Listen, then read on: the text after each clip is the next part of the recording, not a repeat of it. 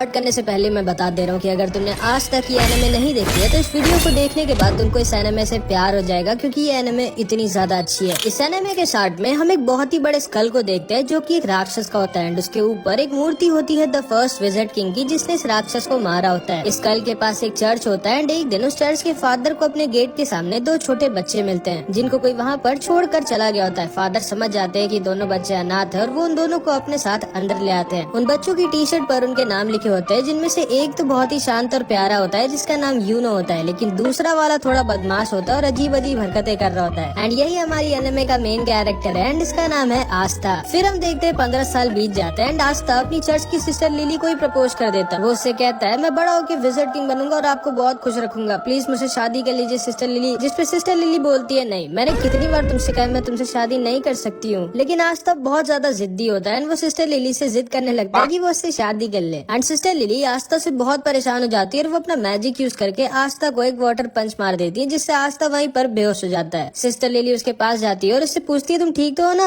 And तभी वहाँ पे चर्च के कुछ और बच्चे आ जाते हैं और वो सिस्टर लिली से कहते हैं बिल्कुल सही किया आपने, जब भी आपको परेशान करे इसको एक दो वाटर पंच मार दिया करिए। लेकिन तब भी आस्था दोबारा से होश में आ जाता है एंड फिर से सिस्टर लिली के पीछे पड़ जाता है। बट इस बार वहाँ पर यूनो आ जाता है एंड वो आस्था को अपने मैजिक से वहीं पर गिरा देता है। आस्था गुस्से में उठता है और उसके पास भाग के जाके कहता है आखिर तुम हर बार मेरे और सिस्टर लिली के बीच में अपनी टांग क्यों घुसाते हो। जिसपे यूनो आस्था से कहता है देखो, पहले तो तुम बहुत ज्यादा शोर मचाते हो, दूसरा तुम्हारी हाइट बहुत कम है, तीसरा तुम दिमाग से कम हो, और सिस्टर लिली इस चर्च की नन है और नन लोग शादी नहीं कर सकती, तुम्हारे दिमाग में इतना भी नहीं घुसता क्या। जिसपे आस्था बहुत गुस्सा हो जाता है और यूनो से कहता है आजा 1v1, फ्री फायर में नहीं असली फाइट में मतलब। जिसपे आस्था से कहता है नहीं, मुझे टाइम वेस्ट नहीं करना है तुम्हारे साथ 1v1 करके। आस्था बोलता है क्यों डर गए क्या। जिसपे बच्चा जिसका नाम मैक्स होता है ये बोलता है तुम सोच भी कैसे सकते हो कि तुम यूनो को जिंदगी में भी हरा सकते हो। आस्था मैक्स से बोलता है तुम्हारी प्रॉब्लम क्या है बच्चे, मुझसे मैं तुमसे इतना बड़ा हूँ फिर भी तुम मेरी रिस्पेक्ट क्यों नहीं करते कभी। जिसपे मैक्स बोलता है बिल्कुल भी नहीं, मैं किसी ऐसे की रिस्पेक्ट कर ही नहीं सकता जो 15 साल का होने के बाद भी मैजिक नहीं यूज कर सकता। असल में आस्था के पास बिल्कुल भी मैजिक नहीं होता, मतलब आस्था एक ऐसे वर्ल्ड में होता है जहाँ पे मैजिक से ही सब कुछ होता है बिना मैजिक के। मैक्स आस्था से कहता है तुम सोच भी कैसे सकते हो कि तुम बिना मैजिक के यूनो जैसे पावरफुल मैजिशियन को हरा सकते हो। आस्था कहता है अच्छा यूनो अगर इतना ही स्ट्रॉन्ग है तो वो ये कर सकता है क्या। एंड वो बहुत ही तेज स्पीड में क्रंचेस मारने लगता है। असल में आस्था मैजिक तो यूज कर नहीं सकता, इसलिए वो एक्सरसाइज करके अपने आप को फिजिकली बहुत स्ट्रॉन्ग बना लेता है। मैक्स आस्था से कहता है कि तुम क्रंचेस मारकर विजिट किंग नहीं बन सकते, क्योंकि विजिट किंग स्ट्रॉन्गेस्ट मैजिशियन होता है, स्ट्रॉन्गेस्ट बॉडी बिल्डर नहीं। एंड तभी यूनो अपने मैजिक से सिस्टर लिली के कपड़े सुखाने लगता है, जिसको देखने सारे बच्चे भाग के चले जाते हैं। एंड यूनो का भी सपना आस्था की तरफ विजिट किंग बनने का होता है। सिस्टर लिली भी यूनो को थैंक यू कहती है उसकी हेल्प करने के लिए, जिसपे आस्था को बहुत जलन होती है एंड वो जल्दी से भाग के लकड़ियां काटने आ जाता है ताकि सिस्टर लिली उसको भी थैंक यू बोले। लेकिन इससे पहले कि वो लकड़ियां काटता यूनो अपने मैजिक से लकड़ियां भी काट देता है। असल में इसको आस्था के सामने शो ऑफ करना थोड़ा पसंद होता है। मैक्स कहता है मुझे यकीन है अगला विजिट किंग यूनो ही बनेगा, तुम नहीं आस्था। एंड तभी वहाँ पर फादर भी आ जाते हैं एंड वहाँ आकर यूनो की तारीफ करने लगते हैं कि यूनो जरूर इस चर्च का नाम एक दिन रोशन करेगा। आस्था दुखी हो जाता है और कोने में अकेला जाकर बैठ जाता है। तभी उसके पास सिस्टर लिली आती है और उससे कहती है दुखी मत हो आस्था, थोड़े दिनों में तुम्हारी ग्रिमवॉर्थ में मिल जाएगी, फिर तुम भी मैजिक यूज कर पाओगे। जिसको सुनकर आस्था खुश हो जाता है और फिर से खड़ा हो जाता है और कहता है आप देखना सिस्टर लिली, मुझे इस दुनिया की बेस्ट ग्रिमवॉर मिलेगी एंड फिर मैं बहुत मेहनत करके सबसे ज्यादा स्ट्रॉन्ग बनूंगा एंड फिर एक दिन मैं विजिट किंग बनूंगा। ग्रिमवॉर असल में एक मैजिकल बुक होती है जिसमें 3 लीफ बनी होती है जो सबको 15 साल की एज पे मिलती है एंड उसको पाने के बाद लोगों का मैजिक बहुत ज्यादा बढ़ जाता है और वो मैजिकल अटैक्स भी यूज कर सकते हैं। आस्था यूनो से कहता है कि जब मुझे मेरी ग्रिमवॉर मिलेगी तब हम दोनों बचपन की तरह साथ में प्रैक्टिस करेंगे और साथ में बहुत स्ट्रॉन्ग बनेंगे। लेकिन यूनो उसे इग्नोर कर वहाँ से चला जाता है, मानो वो आस्था को अपने टक्कर का मानता ही नहीं है। जिसपे आस्था भी बहुत दुखी हो जाता है एंड वो भी वहाँ से चला जाता है। सिस्टर लिली यूनो के पास आती है और उससे कहती है तुम्हें आस्था के साथ ऐसा नहीं करना चाहिए था। जिसपे यूनो कहता है आस्था मेरे रहते कभी भी विजिट किंग नहीं बन सकता। सिस्टर लिली को लगता है कि आस्था क्योंकि बहुत दुखी होकर गया है तो वो मे भी कहीं पर चुपचाप जाके रो रहा होगा, लेकिन हमारा आस्था रोता होता नहीं है, वो यहाँ पर ट्रेनिंग कर रहा होता है और ज्यादा स्ट्रॉन्ग होने के लिए एंड अपने विजिट किंग बनने के सपने को सच करने के लिए। थोड़े दिनों बाद आस्था यूनो और बहुत सारे बच्चे जो 15 साल के हो गए थे वो सब ग्रिमवॉर टावर जाते हैं अपनी अपनी ग्रिमवॉर लेने। आस्था बहुत ज्यादा एक्साइटेड होता है क्योंकि अब वो फाइनली मैजिक यूज कर पाएगा एंड यूनो को टक्कर दे पाएगा। वहाँ पे 2 नोबल फैमिलीज के भी बच्चे आए होते हैं जो आस्था और यूनो का मजाक उड़ा रहे होते हैं क्योंकि वो लोग गरीब होते हैं। तभी वहाँ पर उस ग्रिमवॉर टावर का मास्टर आ जाता है एंड सारे लोगों का वेलकम करता है। आस्था बहुत ज्यादा एक्साइटेड और खुश होता है। फिर ये मास्टर एक मैजिकल स्पेल बोलता है और सारे लोगों के पास अपने आप उनकी ग्रिमवॉर उड़कर जाने लगती है। सारे लोग अपनी अपनी ग्रिमवॉर पाकर बहुत खुश होते हैं, लेकिन आस्था के पास कोई भी ग्रिमवॉर नहीं आती। आस्था बोलता है मेरी ग्रिमवॉर लेट हो गई क्या, मेरी ग्रिमवॉर कहाँ है। जिस जिसपे सारे के सारे लोग उस पर हंसने लगते हैं एंड उसका मजाक बनाने लगते हैं। लेकिन तभी यूनो के पास उसकी ग्रिमवॉर आ जाती है, जो कि होती है एक 4 लीफ ग्रिमवॉर, जो कि बहुत ही ज्यादा रेयर होती है एंड यही ग्रिमवॉर फर्स्ट विजार्ड किंग के पास भी होती है, जिसको देखकर सारे के सारे लोग शॉक्ड रह जाते हैं कि आखिर यूनो, जो कि नोबल फैमिली का भी नहीं है, उसको 4 लीफ ग्रिमवॉर कैसे मिल गई। यूनो उल्टा घूमता है और सबसे कहता है कि वो बनेगा अगला विजार्ड किंग एंड सारे के सारे लोग उसकी तारीफ करने लगते हैं। लेकिन तभी आस्था खड़ा होता है और यूनो से बोलता है नहीं तुम नहीं, मैं बनूंगा अगला विजार्ड